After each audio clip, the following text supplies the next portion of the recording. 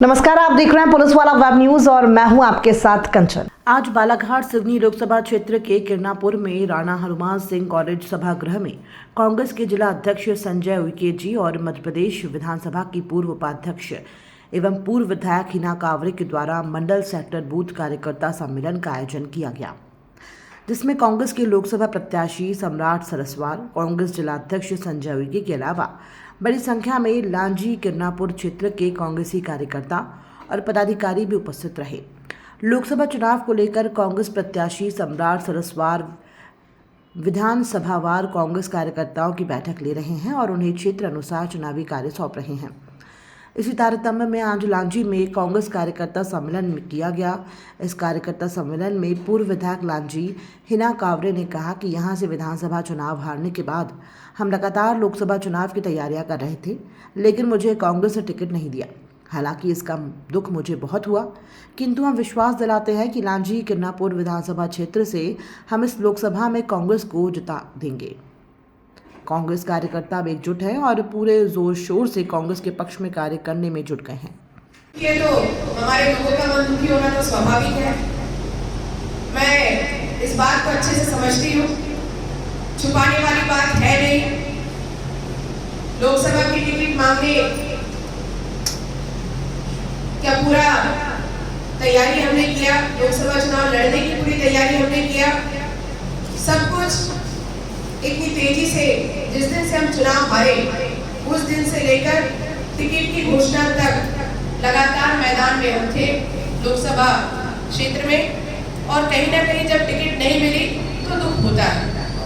मैं अगर आपसे ये कहूँ कि नहीं मुझे दुख नहीं हुआ तो ये तो झूठ बात होगी, तो इसलिए मैं झूठ बात तो करती नहीं हूँ। दुख तो हुआ, और हमारे लोहिया कांग्रेस कमेटी के अध्यक्ष मेरे बड़े भाई आदरणीय संजय उइके जी को ये विश्वास दिलाती हूँ कि जितनी मेहनत हमने पिछले विधानसभा चुनाव में किया, जो हमसे कमी रह गई, उन सब कमी को हम कैसे, जो रणनीति हमने बनाई है, हम उसी रणनीति पर काम करेंगे और हमारी पूरी कोशिश होगी कि हम ये विधानसभा को चुनाव आपको जीत कर दें। आज बहुत सौभाग्य की बात है, क्योंकि जब मैंने लोकसभा लड़ा था तब तो जैसे डाली ने कहा कि जब हिना दीदी ने लोकसभा लड़ा तब तो बालाघाट में 3 ही विधायक थे। आगे बढ़ना, राजनीति में ऊंचाई तक जाना, ये तो सब बात का विषय है। मैं तो उस समय को हमेशा याद करती हूँ जिस समय मेरे पिता स्वर्गीय श्री विधिराम कांवरे की हत्या कर दी गई। उस समय तो राजनीति की ABCD भी हमको नहीं आती थी, पता भी नहीं होता था कि कौन किसका है, कौन अगला है, कौन पराया, कुछ भी बात समझ में नहीं आती थी। लेकिन ये जो लोग आपको सामने बैठे दिखाई दे रहे हैं, ये जो लोग आपको मंच पर बैठे दिखाई दे रहे हैं, ये वही लोग हैं। हिना कांवरे की ताकत जानना चाहते हो तो ये नहीं है कि दिल्ली और भोपाल में हिना कांवरे को लोग जानते हैं। हिना कांवरे की असली ताकत ये सामने बैठे लोग हैं। कई लोगों को ये गलतफहमी नहीं होगी कि विधिराम कांवरे जी की हत्या हो गई, अब कांवरे परिवार की राजनीति खत्म, तो वो यही लोग हैं जिन्होंने विधिराम कांवरे जी के परिवार की राजनीति दोबारा लाए और ऐसा नेतृत्व करने का मौका दिया, ऐसा आशीर्वाद दिया।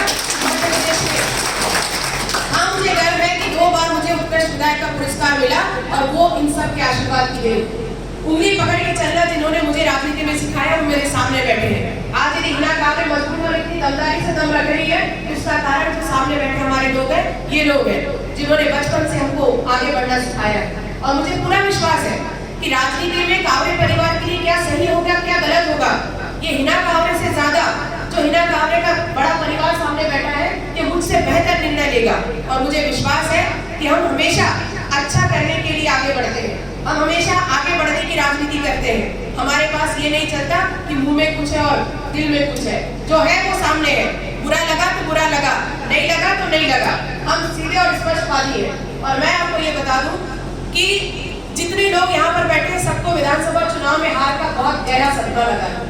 उनको कभी समझ में ही नहीं आया कि हमसे ये नुकसान कैसे हो गया, हमसे ये गलती कैसे हो गई। और मैं आपको बताती हूँ भैया, कई बार जब मैं जाती हूँ तो मुझे कहते हैं कि दीदी आप 5 दिन विधानसभा में बाहर रहे, यदि 5 दिन में से आप 4 ही दिन अपने क्षेत्र में घूम लिए होते तो आप विधायक होते। लेकिन उसके साथ ही मुझे ये भी कहते हैं कि अगर हम बड़ी राजनीति का सपना देख रहे हैं तो हमको आपको आगे ही भेजना पड़ेगा, इधर हम संभाल लेंगे। और मैं आज ये कह सकती हूँ कि पिछले चुनाव में यदि हमारे किसी भी कार्यकर्ता को एक पल के लिए भी एहसास हो जाता कि हम ये चुनाव हार सकते हैं।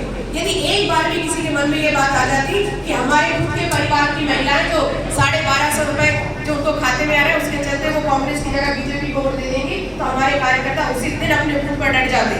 क्योंकि मुझे विश्वास था, क्योंकि जब इनको ही यकीन नहीं हुआ, इनको ही गलतफहमी नहीं हुई कि भाई हम ये चुनाव हार सकते, तो मुझे कहां से होता। मेरी तो आंख नाक कान सब यही लोग हैं। यदि ये एक आध बात भी कहते थे कि भाई हम ये चुनाव हार जाएंगे, देखो हमारे रामेश्वर भैया बोरगांव के ये चाकी बजा रहे हैं। अब इनसे पूछो कि मेरे पिता के समय जितने वोट बोरगांव में मिलते थे उससे ज्यादा वोट मेरी माता जी को मिले, और मेरा जब नंबर आया तो इन्होंने तो मेरे माता और पिता दोनों का रिकॉर्ड तोड़ दिया। जबकि इसमें कोई दो मत की बात नहीं है कि ऐसे बहुत सारे गांव हमारे जो बूथ कभी मेरे पिता नहीं जीते, उन बूथों को भी हमारे लोगों ने जिता कर किया है। तो ये वही लोग हैं।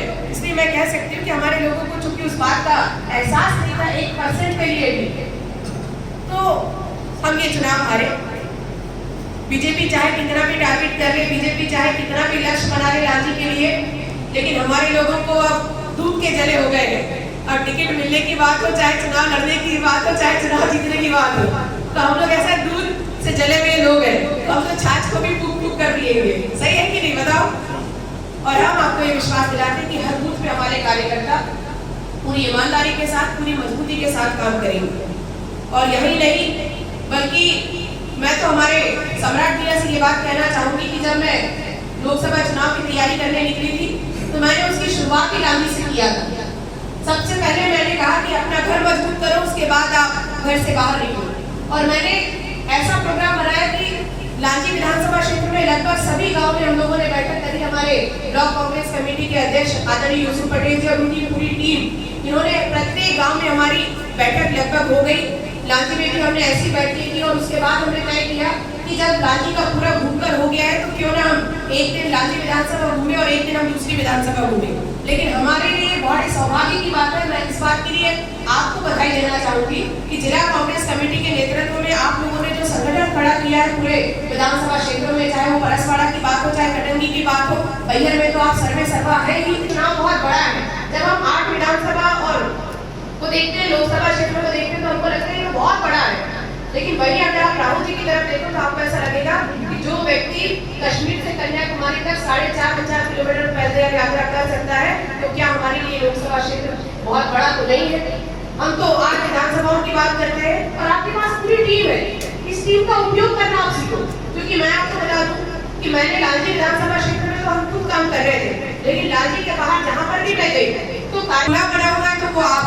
अब आपको ये देखना है कि कैसे सबको साथ लेकर चलना है। और ये सारे लोग आपसे बस यही अपेक्षा करते हैं कि बराबर सबको आप उतना ही रिस्पॉन्स करो, सबको आप उतनी ताकत के साथ। योग्यता बहुत है, क्षमता बहुत है, बस आपको एक बार उनको बोलने की जरूरत है। और आज आप विधानसभा क्षेत्र में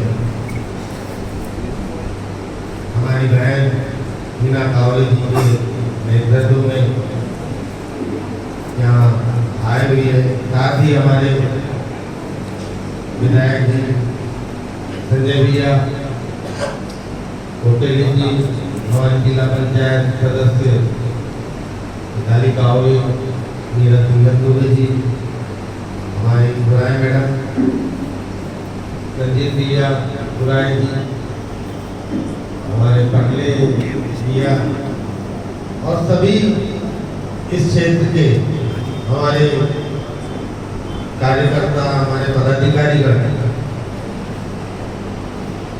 ये आप सभी को पता है कि हम लोगों का जिला पंचायत किस तरीके से बना। और आपको ये भी बता दूं, राजनीति में लाने के लिए और आने का मौका मुझे बहन हिना कावले जी से ही मिला।